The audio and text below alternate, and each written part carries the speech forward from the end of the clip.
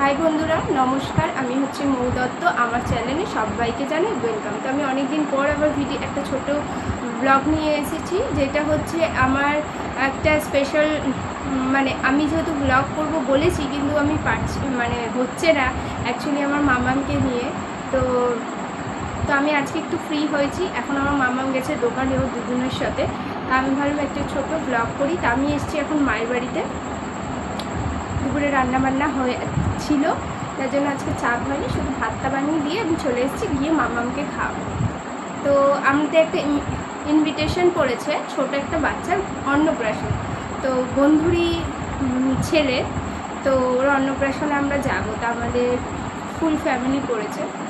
তো এই যে মামামকে কি পরাবো, আমার মামামের যত ড্রেস, আমার মামামের যত জিনিস বা আমাদের কোনো বাড়তি জিনিস সব আমার মায়ের বাড়িতে থাকে। তো আমার মামামের জন্য আমি নিতে এসেছি মায়ের বাড়ি থেকে মামামের ড্রেস। তো দেখো, গরম যেহেতু ভাবছি হালকা ফুলকাই পরাবো। তো এই একটা ড্রেস আছে, ড্রেসটা কিন্তু খুব সফট, আর মামামকে পরলে ভীষণ কিউট লাগে। তো এই ড্রেসটা ভীষণ সফট, এরকম একটা আছে, মানে প্রিন্সেস টাইপের অনেকটা দেখতে। তো ভাবছি এটা পরাবো। এই একটা আছে। তো মানে কি বলতো, যেহেতু ও ছোটো, তো ওকে একটু কোলে নিতে অসুবিধা হয় এইসব জামা পরলে, এগুলো একটু সিনথেটিক ভাব থাকে না, এই জন্য। তো এটা কিন্তু এটাও খুব কিউট, একটা পুরো এখানে একটা ফ্লাওয়ার, বড় ফ্লাওয়ার করা আছে। নাহলে ভাবছি গেঞ্জি টপ পরাবো, দেখা যায়। আর একটা সুন্দর, ওর এখনও ভাঙা হয়নি, এটা দেখো ফার্স্ট ক্রাই থেকে দেওয়া হয়েছে। তো জামাটা খুব সফট, ফার্স্ট ক্রাই যারা জানো তারা তো জানোই কত দামি হয় ওখানকার জামা কাপড়। তো এই হচ্ছে ড্রেস। তো এইটা একটা আছে খুব কিউট, এই যে ভাবছি এটাও পরাতে পারি আমি।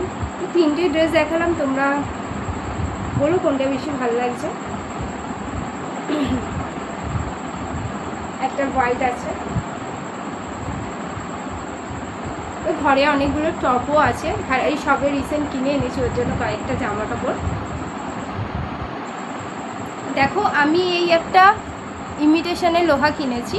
তো আমার সোনার জিনিস আছে, তো আমি এটা ইমিটেশনে একটা জিনিস কিনেছি, যেহেতু এখন সোনার জিনিস সেরকম আমার কিছু নেই। তো যাবো, তাই ভাবলাম হাতটা ফাঁকা থাকবে, তাই ইমিটেশনে একটা লোহা পরে নিয়েছি। আর আমার সব থেকেও এখন নেই। তো যাই হোক, সবার সময় ঠিক যায় না, এক সময় ঠিকই আমি সব করতে পারবো। এই হচ্ছে ব্যাপার। তো সবাই আশা করি ভালো আছো। আর তোমাদের জন্য একটা সুখবর দেওয়ার আছে, সেটা কয়েক মাস পর আমি তোমাদের বলতে পারবো। সুখবরটা কি এখন বলা যাবে না, তো কয়েক মাস পর আমি জানাবো যে কিসের সুখবর, কিসের জন্য, মানে সাসপেন্স আছে। তো কয়েকটা মাস যাক, তারপরে আমি সবাইকে অবশ্যই জানাবো। ভিডিও তো করবোই অবশ্যই। আপাতত সবাইকে জানাই টাটা, বাই বাই। সবাই সুস্থ থাকো, ভালো থাকো।